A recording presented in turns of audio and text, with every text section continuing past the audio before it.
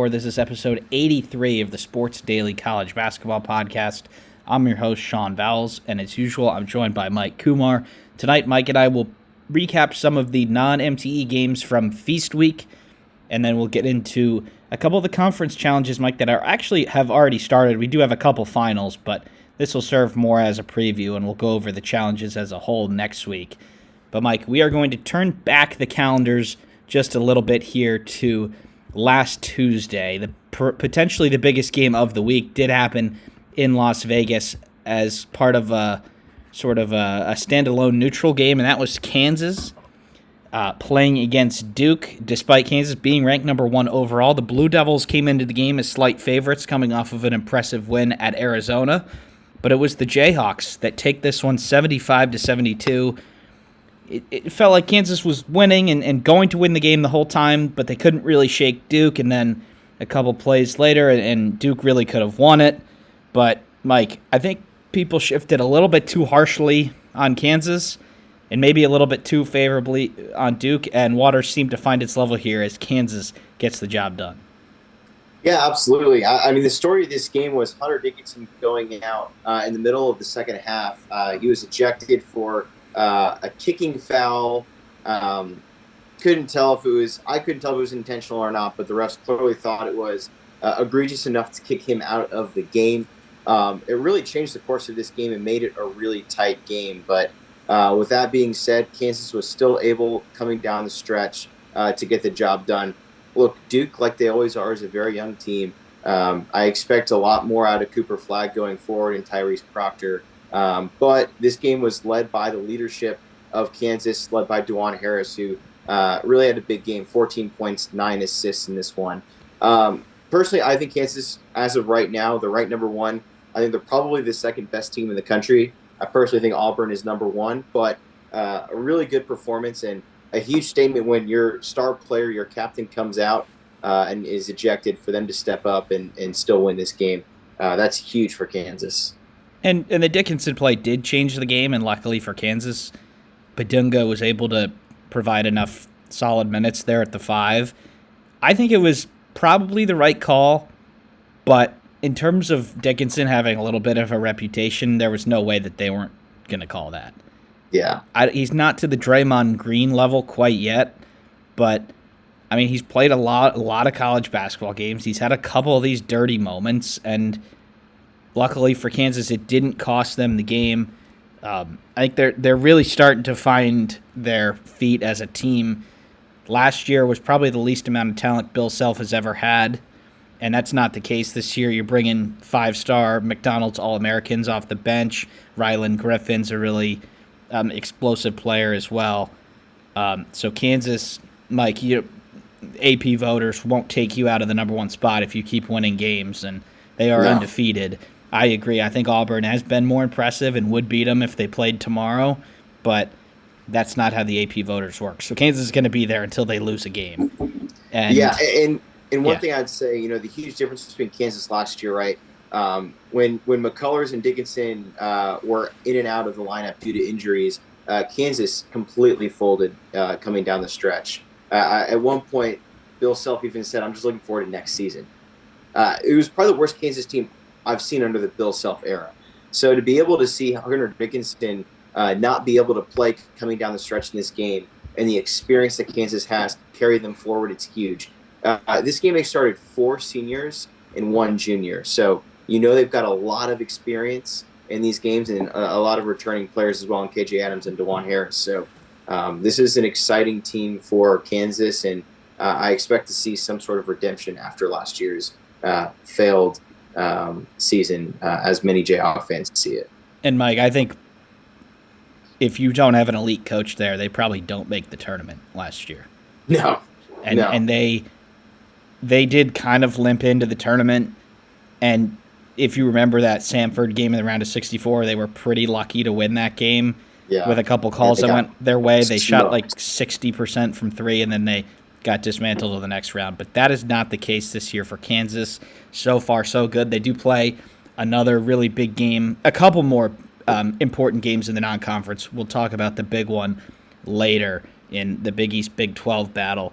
But Mike, in terms of Duke, they are 4-2.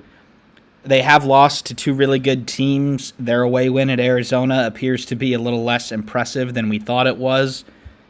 They are analytics darlings. They are beating all of their spreads in the bye games. But Mike, they also have a big game in their challenge tomorrow. But so far, I think you have to give the Duke a less than impressive start to the year. We know they're young. We know they're still finding their way, but they certainly had opportunities to beat Kansas and Kentucky, and they weren't able to take them. It's interesting, right? They lost to Kansas. They were 1-1 during the week, and they actually went up in the polls. They went from 11th to 9th, and that's just because there were so many losses in the top 25 last week.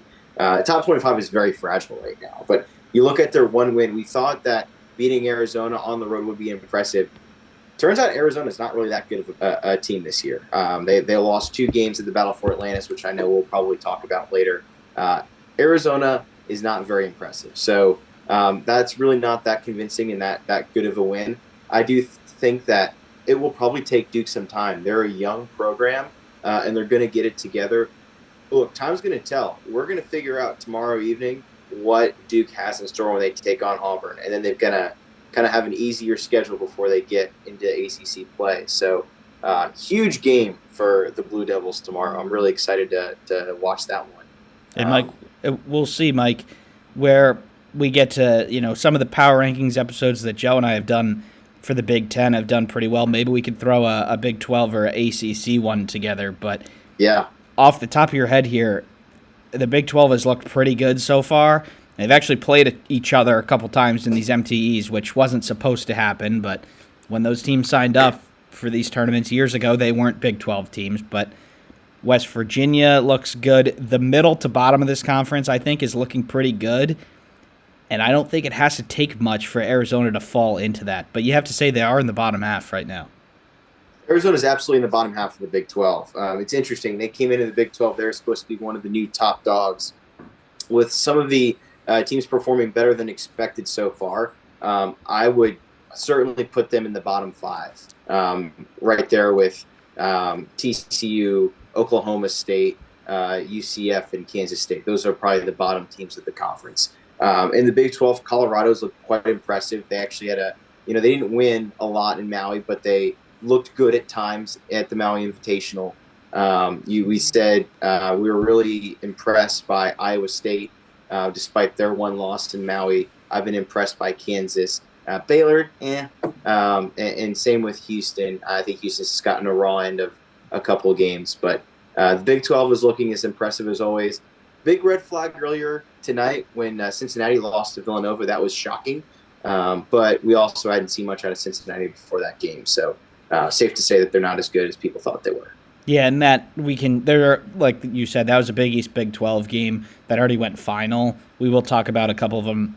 That, the numbers were looking way too good for Cincinnati, and unfortunately they're missing a player, and it all comes crashing down on the road. But, Mike, the other non-conference, non-MTE game that we do want to talk about is Illinois playing Arkansas in Kansas City, Missouri.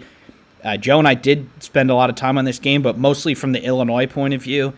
But, Mike, if the viewers didn't watch this game, you'll look, all right, Illinois won by 13. That scoreline was pretty flattering towards the Razorbacks. This was utter domination by the Fighting Illini. Their offense looks unstoppable. Their defense has holes. Calipari was unable to exploit those. And Illinois comes in and with an impressive victory here. They were slight favorites by a couple points, but I didn't really see the balance of power being this different. Illinois looks pretty good, and Arkansas has a lot of issues that they need to fix. Yeah, if you're an Illinois local, this probably felt pretty good to watch this after the Bears threw away the game against the Lions. But, yeah, this was utter domination by Illinois. It was never even close. The fact that this is only a 13-point game is stunning. Arkansas is just not that good right now. They saw tonight, they barely squeaked by a Miami team that we know is not good, right? Miami's now 3-5, so Arkansas, they've got a lot of work to do getting ahead. I'll be honest, Sean, I don't think they're a tournament team right now. They haven't looked like it. They got dominated against Baylor. They lost by 5, but that game was a lot um, not as close as it looked. Illinois could have easily been a 25-point game. I know they only lost by 13, but then barely just skipping by Miami is not impressive. They've still got one more tough game in the out-of-conference when they take on Michigan. Michigan's looking a lot better than we thought they would be. Dusty May doing an outstanding job in his first year. And they're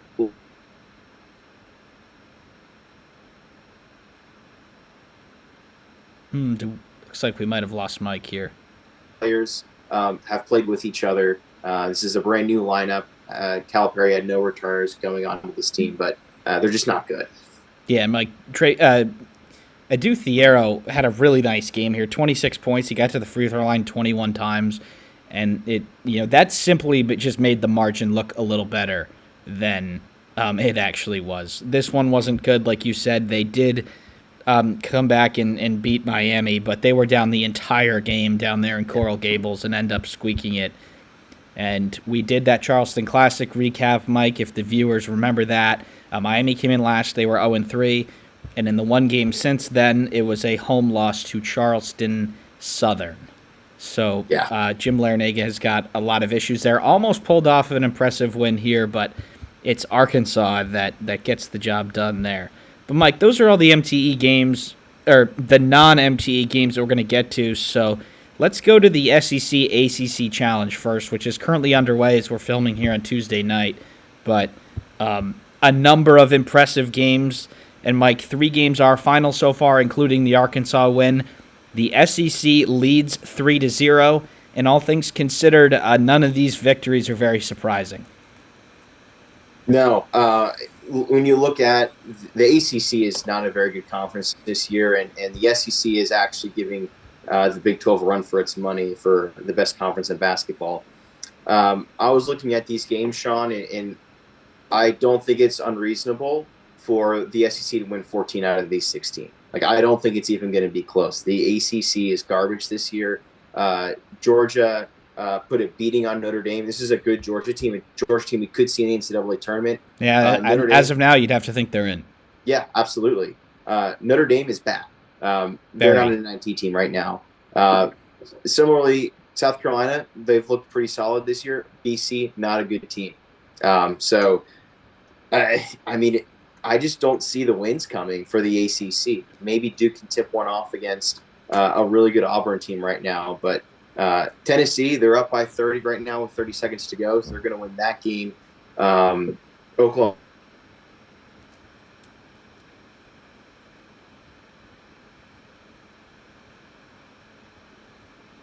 right now for the SEC. Louisville also down by 8 right now to Ole Miss at home. Concerning. And, Mike, I think the argument can be made that the ACC has favorable matchups here because their 2 best teams are playing at home. Yeah. And I think at least one of the home teams will win. Both of them kind of need it. So I do think, though, 14-2 is on the cards. It looks like Missouri is going to beat Cal here. Tennessee, like you said, and a couple other games have just started, so we won't read too much into those. But Clemson at home against Kentucky later tonight, Mike, and by the 4 minutes this thing tips. By the time the people are listening, it likely will be ongoing or over. Kentucky rises all the way up to number 4 in the poll. Clemson has been sneaky good here at 7-1. Their only real competition, they lost on the road at Boise State, and then they did beat Penn State in the Sunshine Slam. But Mike, you have to say, with how good Kentucky's looked, despite being the road team, you'd have to think that they should win this one. Yeah, I actually think this is going to be the one of the few that the ACC tips off. And I'm calling it a pretty big upset. Look, Kentucky, they haven't had a true road game this year. This will be their first one. They've played some good competition, right? They had that huge win against Duke. But other than that, haven't really had any other tough games this year.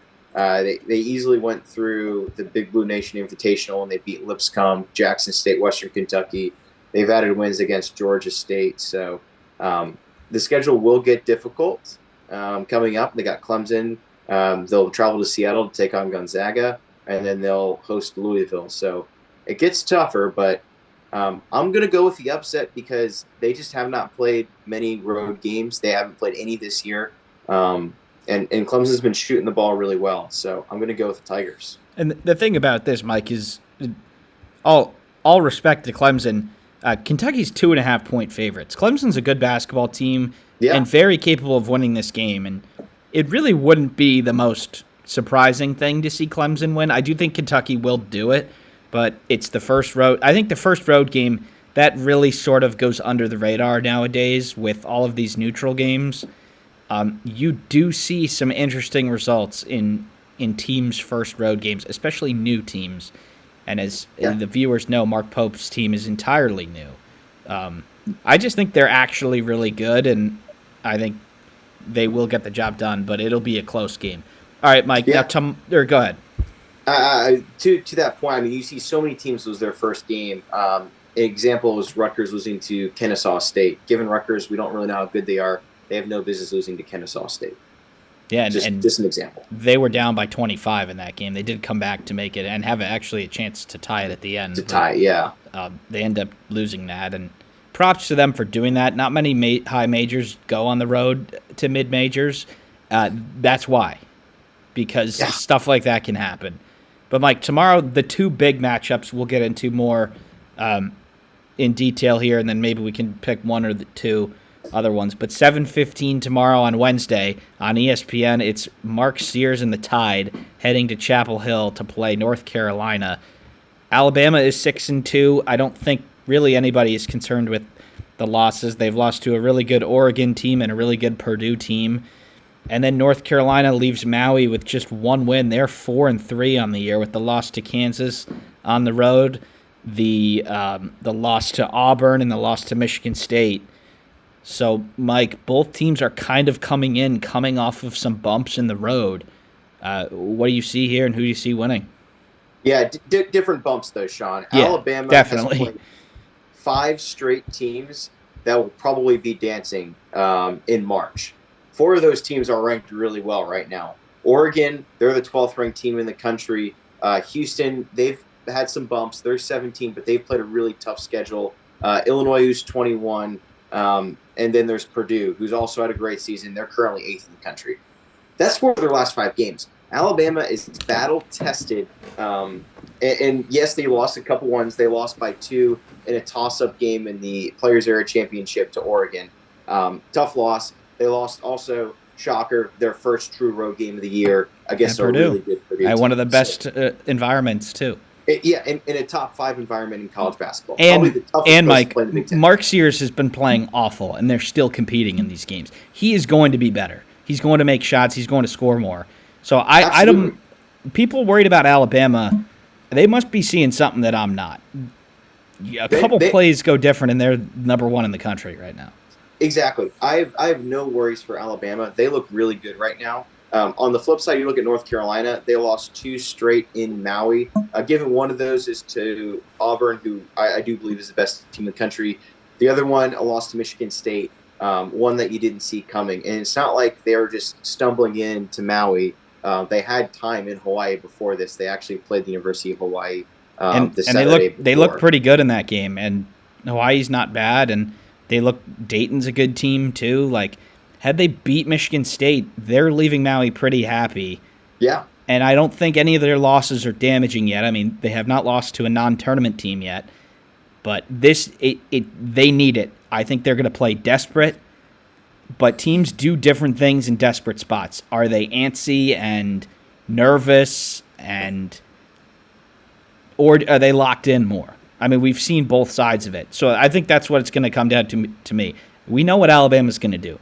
They're going to provide a lot of spark offensively. They're going to run up and down the floor. They're going to take some threes. I think North Carolina is a little bit of the wild card here. This could go – I see like a 40-point range here. I see both teams winning this game by a lot.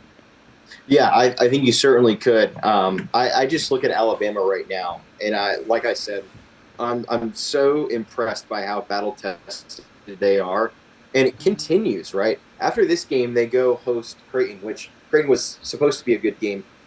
Might not be anymore, but They've got arguably the most impressive out-of-conference schedule so far this year, and they're playing a tough schedule in the SEC.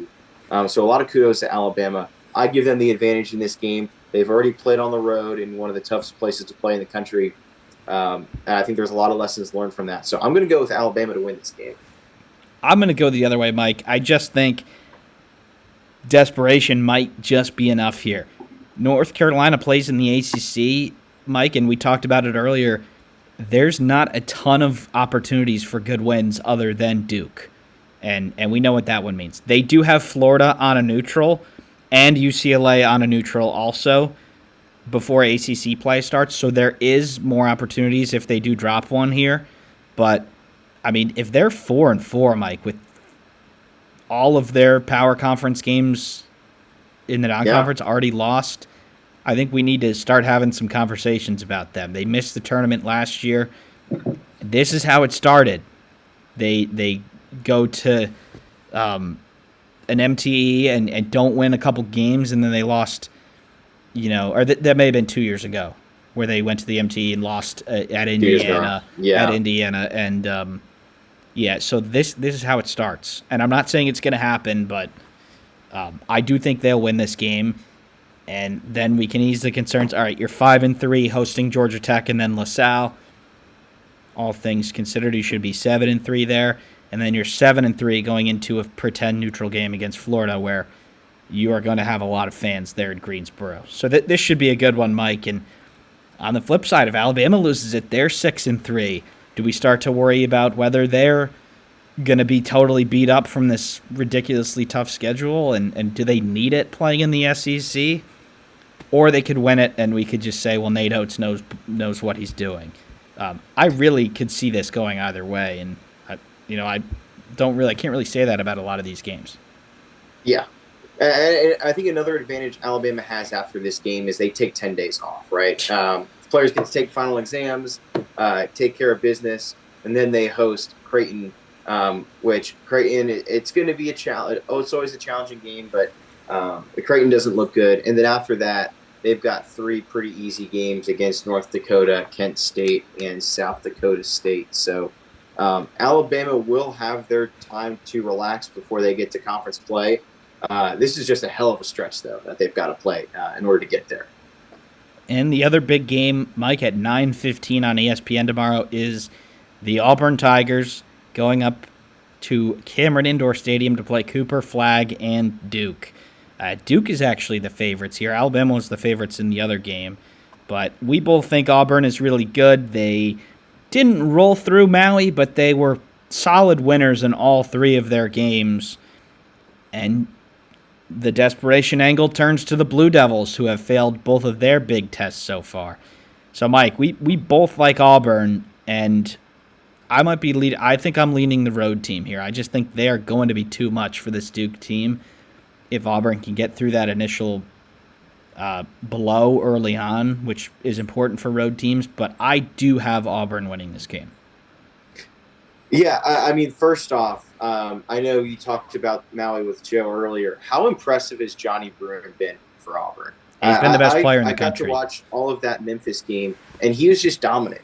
He might be the best player in college basketball as of right now. I'm not saying that's going to happen all the way coming March, but incredibly impressive. And in the championship game, Auburn absolutely dominated against a good Memphis team. I'm going to caveat that. Auburn's traveling all the way across the country. They played 3 games in 3 days, and they got to come off of that 3 games in 3 days and play at Cameron Indoor. We know how tough it is to play Cameron Indoor, and it's their first true road game of the year. Sean, I've got a history of this. I do not pick teams that are playing their first true road game of the year, especially in a tough environment like this.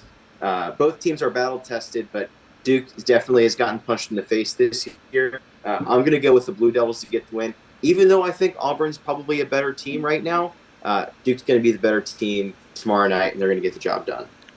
So the reason why I'm going with Auburn here is while the game in Houston was technically a neutral, it was at the Toyota Center, which is where the Rockets play. And it is a neutral, and it was like NBA arenas. It wasn't full. It wasn't the same atmosphere as the Fertitta Center would have been, but that was the whole plane incident. If you go back to then, and Yeah. I just think this team is built a little different than the rest of the good teams in this, and I do think that Mike and we could look at a little bit of a long view here, but they're already set up pretty good for a good seed in the NCAA tournament. They have the neutral win against Houston. They have Iowa State, North Carolina, and Memphis. And if they can get this one at Duke, they might be set on the number 1 line already. And it's not very often that we can say that. They play Ohio State. They play Purdue. There's a chance, Mike, that they could be pretty solidly locked into the number 1 seed line before SEC play even starts. Yeah, I think they absolutely will. That Purdue game is going to be a hell of a ball game. But one thing, anything can change once conference season happens. Of course. And it's still super early in the year. You never know who's going to get injured. But right now, Auburn looks so good at basketball. And let's not forget, Richmond is another game that they have later on this week. It's going to grade out to be a better game than people think. I mean, Richmond's a low 100s team. If they can beat them by a significant margin, that'll look great for the numbers too. Yeah, absolutely. And that's another game that's like a sneaky good game that Auburn plays. So this is a spectacular roster, and I think we'll see a lot more out of them. Once again, I would say if they win this game, they may not be ranked the number 1 team in the country, but they absolutely deserve it after traveling all the way across the country off of no rest, really, to take on Duke. It's a real tall order for Bruce Pearl's team. And I would argue this might be Bruce Pearl's best team he's ever coached in his 30-plus year career of coaching. Some really good ball teams. Yeah, they just seem like they have a number of options. Broome is 20.7 and 12.9 rebounds a game. I mean, that is some serious stats. And he's only playing 30.1 minutes per game, Mike. It's not like he's out there for 40. And it's not like Auburn's been playing the Little Sisters of the Poor. They're playing good teams, and he's doing this. Yeah. I just think that they are really good. Now, obviously, if they go 500 in SEC play, then they're not going to be a 1 seed. But at this point, like a top 4 finish in the SEC might be good enough for a 1 seed if that league is as good as we think it is. But Auburn's certainly set up. That's what you can do by scheduling tough. You can really take the pressure off your conference season. A couple upsets don't go your way. I mean, you got 7 quad. You're going to have 5 to 7 quad 1 wins before January 1st. I mean, that is some really impressive stuff. And on the flip side, for Duke, Mike, we think this is the best team in the country in Auburn. A lot of others agree. Nearly half of the AP voters. They slay the dragon here in Auburn, and we're right back at them being a national championship contender. Absolutely. Yeah. All right. We've got a couple other games here, Mike. We've got Florida hosting Virginia. Walter Clayton's a really good player. Florida 16.5-point favorites here. I think the Gators cruise in this one. But the other important one I want to talk about here before we switch over to the other challenge is Pitt on the road at Mississippi State. Pitt is the darling of the metrics so far. They came in at number 5 in the net rankings. They're around 15 in Ken Pom. I haven't checked today. That could change.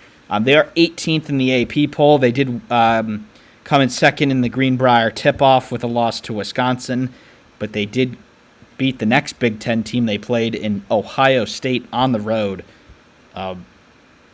Mississippi State comes in at 4.5-point favorites, though. The Bulldogs have been impressive to start the season. Also, their only loss being to Butler in Arizona. But, Mike, this is one that I think probably might be the most balanced game that we get here in this challenge. Yeah, this is going to be a really good game. Another one that I just want to highlight, when they had the backyard brawl against West Virginia, look, they beat West Virginia by 24 points, and we kind of scoffed at West Virginia looking at this game last week. West Virginia earned their stripes in the battle for Atlantis. That's not a bad ball club that Pitt dismantled in a rivalry game, in a big game at home at the start of this year. So this is a good Pitt team. I can understand why the metrics are so high on them. With that being said, this is going to be a completely different ball team that they've played. Anything like they've played so far this year. Mississippi State, they're a good ball club. I think they're a team that the way the cookie's going to crumble, they're going to have to claw and fight their way to get into the tournament. It's a team that they just lost to Butler. Butler's proving to be a little bit better than we expected this year, so that's not as bad of a loss as we thought. But this is the other one that I give the ACC an advantage of. I'm going to go with Pitt in this. And I think we really just covered the two ACC teams I think are going to win, Duke and Pitt. Yeah, and I agree. Mississippi State is scrappy. They do have Josh Hubbard who can go nuclear. And I think that Pitt is going to win, but Mississippi State is still going to be a good team where this win turns out to be pretty important at the end of the year for Pitt. Yeah. And for Pitt, they do get one ACC game on the road at Va Tech, Eastern Kentucky, Sam Houston, and then back to ACC play with Cal. So, Mike, this is their last chance really to get an impressive non-conference victory. And it turns out that they have two good ones now. West Virginia, like you said, performed well in Atlanta. So Ohio State is supposed to be a tournament team. And you never know what's going to happen with LSU. But Pitt certainly in a good spot so far. And with how uncertain the ACC is, Mike, I mean, Pitt is easily in the top five. Yeah. Maybe even higher. No, absolutely. They're probably a top 4 team when I look at the ACC this year.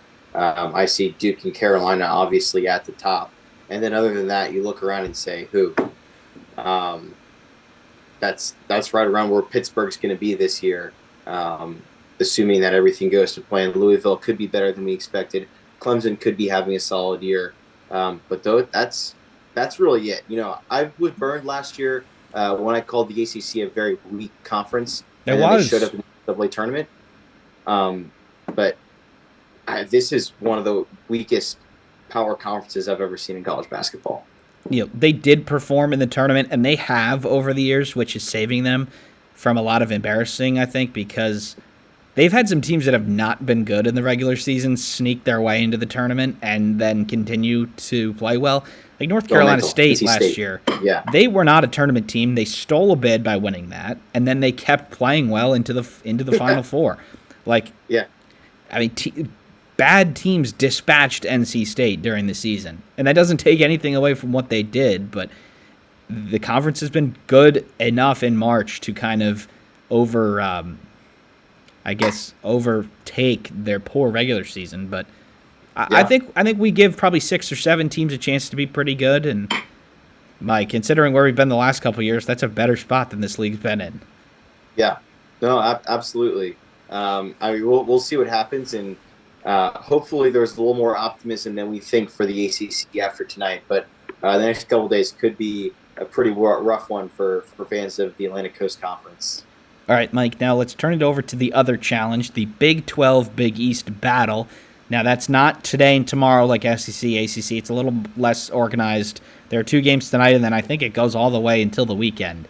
There is one game that is final, though, and we will talk about that. You did preface it earlier.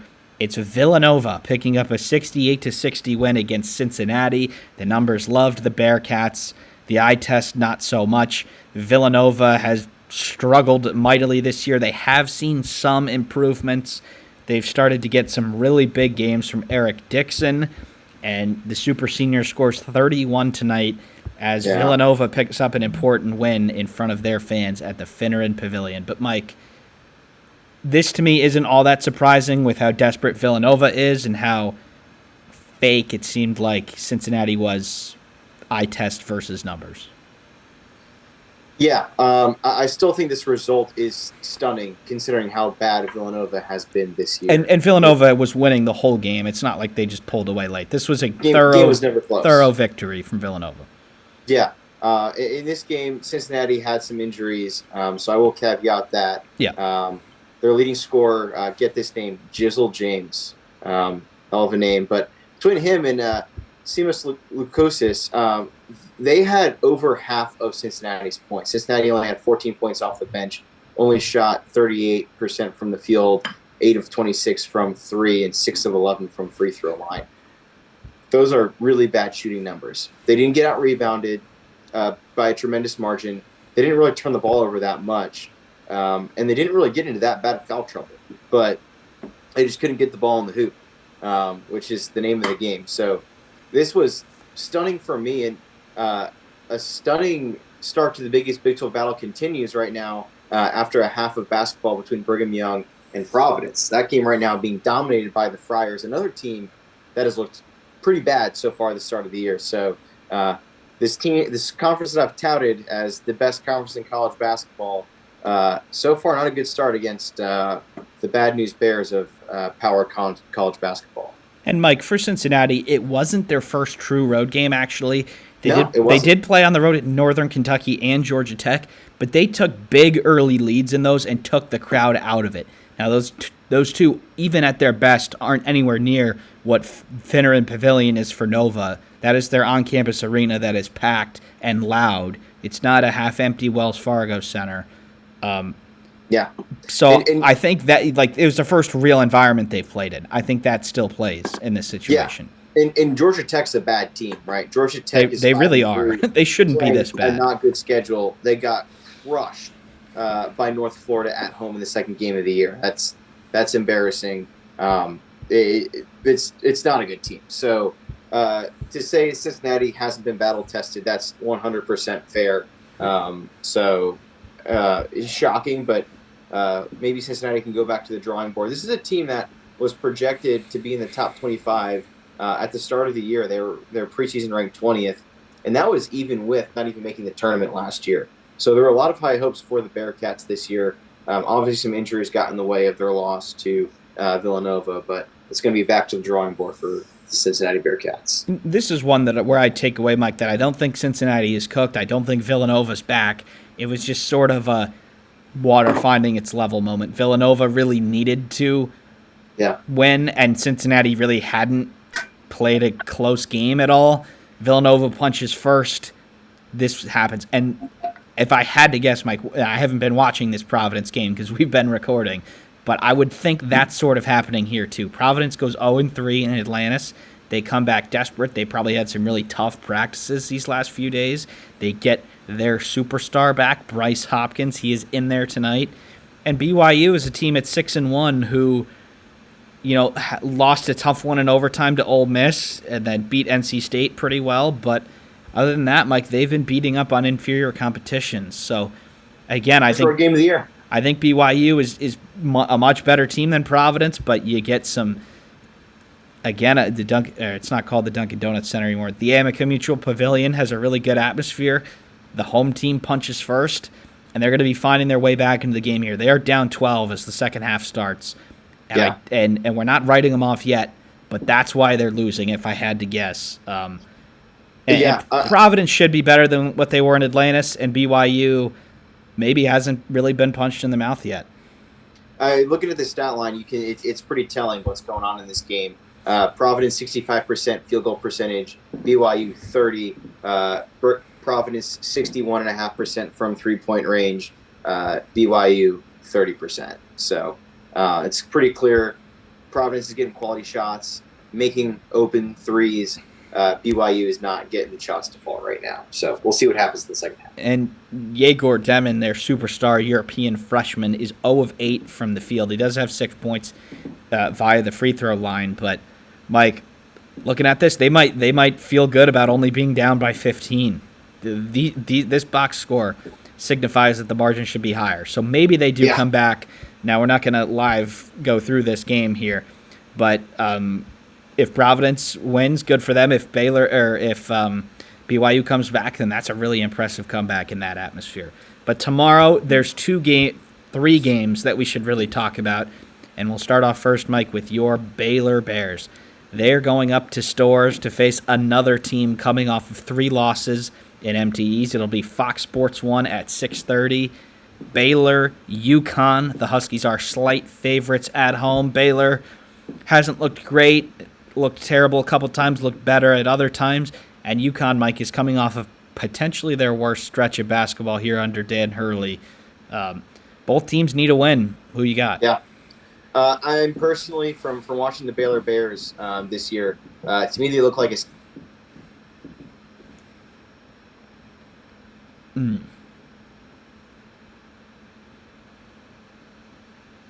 include Tennessee and Gonzaga. Given Tennessee was after they had a double overtime draining game, but no excuse there. Norchad Omier is leading the way for the Bears this year. He's got 16 points a game. He's been really solid, but Baylor has not been able to consistently make shots in their games this year.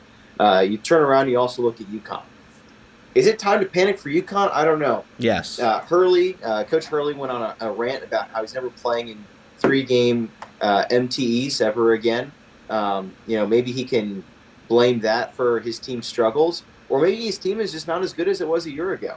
That could be. I think regardless, he's going to have his team ready to play back in stores. They've got a lot to prove right now after losing 3 straight, something that Hurley hasn't done in years. So they've got some tough games coming up. Texas, they play Gonzaga in New York City, and they've got Xavier, and then they're on the road at Butler. So Butler's been an impressive team so far, one of the few shining stars in the Big East. So this is going to be an interesting one, Sean. Both teams really need to win. And it was announced earlier today that Alex Caravan will be out for UConn. He seemed like their only steadying presence in Hawaii. And I do get the fact that Hurley is getting at here. Now, it might just look like he's being a sore loser after losing 3 here, but it is hard to make adjustments when you're playing that many games that quick. It is hard to practice things. It is hard to fix things. But, Mike, I don't think their problems are all that fixable. They don't have good play at the 1. They don't have good play at the 5.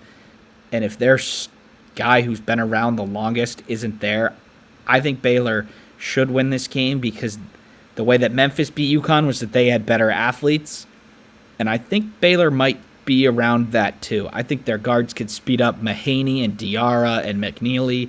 And I think you could put the pressure back onto them in front of their home fans. It is at Gamble Pavilion, which is UConn's on-campus arena. They do split with the XL Center in Hartford, which is,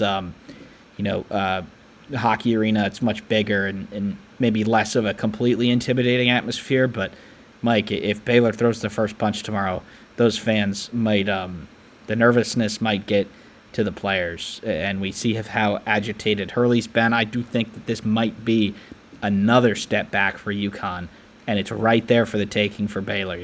It really is. Yeah, if Caravan plays in this game, I'm going to say UConn's going to win. With how good he's been this year, he's been the backbone of a struggling UConn team. He had 21 in their last game against Dayton. He's averaging 16 a game. He's been really good, but without him, even though Baylor lacks experience and lacks talent, really, with their bigs, I still think Norchad Omier is going to be able to deliver Baylor down low. They're going to out-rebound UConn, and I think they're going to end up getting the job done. It might not be pretty, and it's certainly not going to be the quality win that Baylor thought this game could be when they scheduled this game in the preseason. But I do think Baylor, they have a chance, and they've already gotten punched into the mouth on the road. They played a Gonzaga team in Spokane. It may have been considered a neutral court, but that's about as much of a road game as it gets. So I'm going to go with the Bears in this one to take out UConn. All right, up next, Mike, 8 p.m. Eastern on ESPN+. It's the number 5 Marquette Golden Eagles going on the road to Ames, Iowa to play the number 6 ranked Iowa State Hawkeyes. Marquette has looked really good this year with a victory over Georgia, a win at Maryland, a victory against Purdue, and Iowa State had a big lead against Auburn, and they relinquished that, and then they beat Dayton and Colorado in Maui. But, Mike, this game is going to be a really good one. Both teams are playing pretty good basketball coming in, and at this point, Mike, both teams are going to be – I mean, Marquette is definitely the best team in the Big East so far, and Iowa State might be the best team in the Big 12 so far. So we got Titan versus Titan here, and it really should be a good one.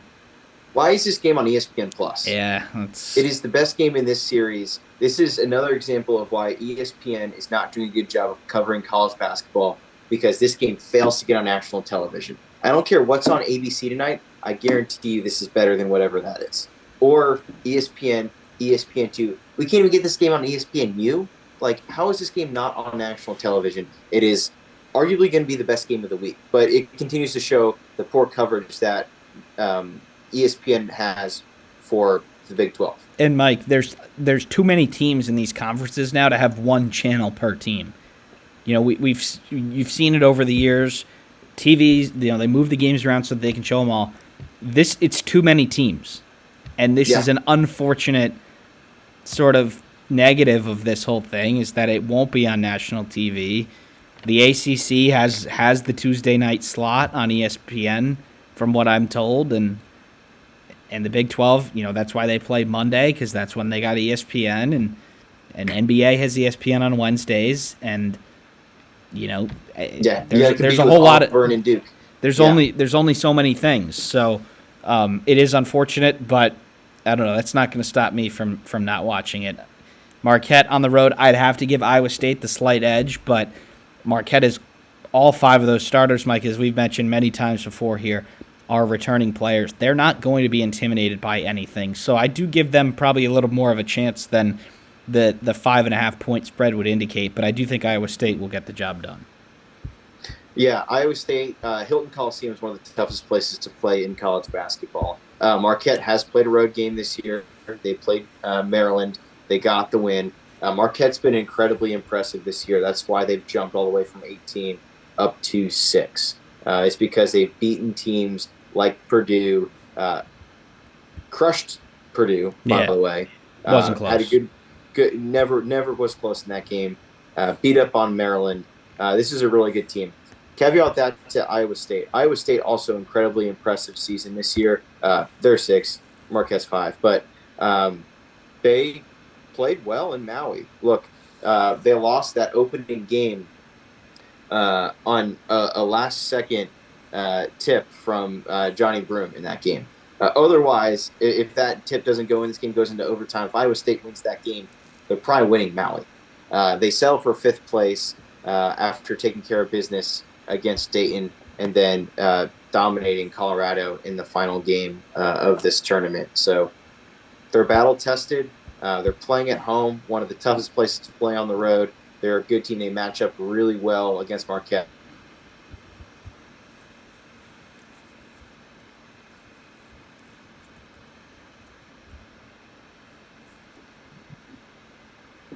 Did we lose you there? Yeah, me? Back. Yeah, can you hear me? Yeah. All right. Line clear. Last thing we heard was, I forgot, but it wasn't that long, maybe 5 or 10 seconds. But, okay. Yeah. But who do you got? Cyclones going to have a big week this week. Basketball team, they're going to win. Football team's going to win on Saturday. So big week for Iowa State. Interesting. I have them as well. All right, Mike, we are going a lot of time here, so we'll wrap it up after this next game, Wednesday. It's 8:30 p.m. on Fox Sports 1. It's the number 1 Kansas Jayhawks going on the road to play the 5-3 Creighton Blue Jays. It's been tough for Creighton so far this year. They got pretty thoroughly beaten by Nebraska on their home floor. They dropped games to San Diego State and Texas A&M in Vegas. They did knock off Notre Dame. But the problem with that Creighton, Mike, is they have not really been at full strength. Ashworth missed a number of games there. Nebraska into the Vegas games. He did return for the last one, but then it's Ryan Kalkbrenner who was out for game number 3. So Creighton hasn't really been at full strength since their bye games, and if they are at full strength here against Kansas, do you think they might be able to shock and pull off the upset? I don't think so, Sean. It's one thing that they're not super healthy. It's another thing that a lot of these guys, because of lack of health, have not played that well together. We were really shaking our heads at the start of the season saying what was going on with Kalkbrenner because he has not been the player that he was in years past. And we probably know why now. It's probably because he's been playing hurt. And we saw it, very bad game against Nebraska, only had 4 points. And then against SDSU, he only had 11 points, 5 rebounds. A&M, similar story, 9 points, 5, or he had 10 rebounds in that game. But yeah, just those 9 points. So we don't know what's going on with Kalkbrenner. Pop Isaacs, the transfer from Texas Tech, who I know a lot of fans know I am not a Pop Isaacs fan for personal reasons, but he has also been hot and cold. So he's had some really good games this year. But then in 26 minutes, just had 6 points against Notre Dame. So too much inconsistency for Creighton. I think Kansas gets a double-digit win over the Jays. And with Isaacs, Mike, he has to do a lot, and I just don't think that's a sign of a good team. He probably will have a couple good games this year where he'll score 23 and make 6 threes and look awesome, but he's just too inconsistent for me, and I do also have Kansas winning this game. But ever since Kyle Brenner's 49-point outing to start the year, it's been a pretty steady decline, and then eventually with a game with no field goals, and let's hope that he is back, because even if he's not scoring defensively, he's really a problem for other teams. He can erase anything at the rim, and maybe if he's in there, he can block some shots. Kansas has a tough day at the office from 3, and then maybe Creighton can pull this off. They still have a good crowd. They still, have a team that was thought to be in the top 25, and maybe they pull off the upset, but I just don't see it. Kansas is battle-tested enough. This is their first true road game of the year, and I think they'll get the job done. Now, Kansas does play Missouri on the road in bragging rights next, so two tough environments. Maybe not the toughest teams for Kansas here, but two tough environments, and if they're as good as we think they are, then they probably get the job done in both these games. So, Mike, obviously tons of Big East, Big 12 battle games to go, but we are out of time for tonight. So thank you, everybody, for tuning into this episode of the Sports Daily College Basketball Podcast. If you haven't checked out our other videos, there's tons of them here on the channel, so please be sure to do that, and we'll see you next time.